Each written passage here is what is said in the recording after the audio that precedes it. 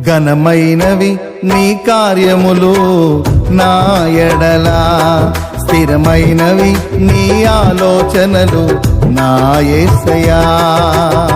కృపలను పొందుచు కృతజ్ఞత కలిగి స్తుతులర్పించెదను అన్ని వేళలా.